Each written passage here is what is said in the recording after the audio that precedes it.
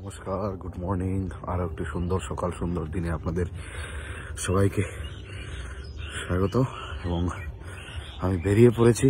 আজকে আমার 14 ডে এবং 365 ডেজ চ্যালেঞ্জের আজকে আমি আবারও সকাল সকাল বেরিয়ে পড়ার সেই উদ্যম নিয়ে, যেটা প্রথম দিন যেভাবে শুরু করেছিলাম সেই উদ্যমটা আজও বজায় রেখে আজকেও বেরিয়ে পড়েছি।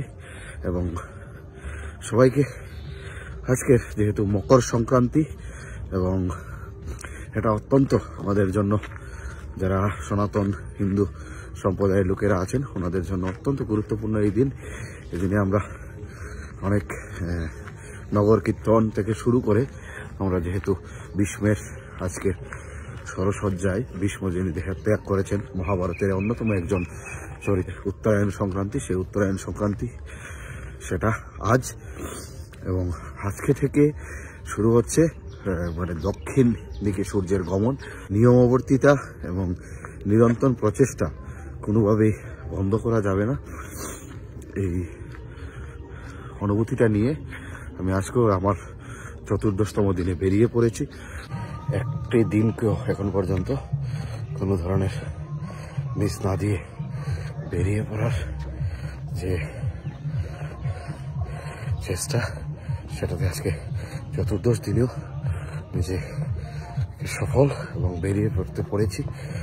আজকে আমি আমার লক্ষ্য রেখেছি যে 5 কিলোমিটার হাঁটবো এবং আজকে দৌড়াবো না, যেহেতু কালকে কিছুটা ঘুম কম হয়েছে এবং অনেকটা রাত জাগতে হয়েছে এবং কিছু রাত্রেবেলা খাবারটার পরিমাণ একটু বেশি ছিল এবং সেগুলো আমিষ জাতীয় খাবার বেশি ছিল।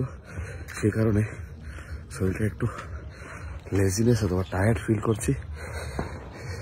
তার কারণে আজকে শুধু হাঁটবো এবং কালকে থেকে আবার সে পুরানো রুটিন, দৌড়ানো প্রথম, তারপর হাঁটা, সেটাই ফিরে যাব। তো সবাইকে বলবো যে নিরন্তরতা এবং প্রচেষ্টা, একমাত্র প্র্যাকটিস মানুষকে পারফেকশনের দিকে নিয়ে যায় এবং প্র্যাকটিসের মধ্যে নিরন্তরতা থাকতে হবে, চেষ্টা থাকতে হবে।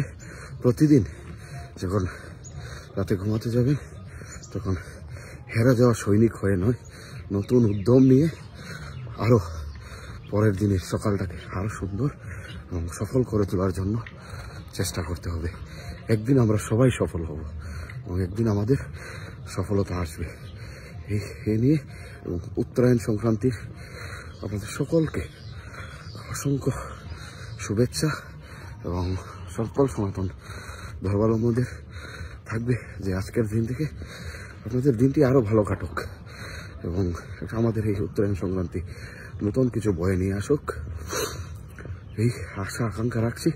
এবং নিজেকে শারীরিক এবং মানসিক সুস্থ রাখার জন্য সবাইকে বলবো নিজের স্বাস্থ্যের প্রতি সচেতন হন এবং নিজেকে সুস্থ রাখতে নিজেকে সবের প্রথমে নেশামুক্ত রাখতে হবে।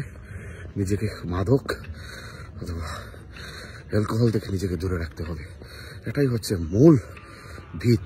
এই ভিত থেকে সরে গেলে আপনার জীবন, আপনার যৌবন সব কিছু ধ্বংস হয়ে যাবে, অকালে ঝরে পড়বে প্রাণ। ভালো থাকবেন সবাই, দিনটি খুব ভালো কাটুক আপনাদের, এটাই ঈশ্বরের কাছে প্রার্থনা করি।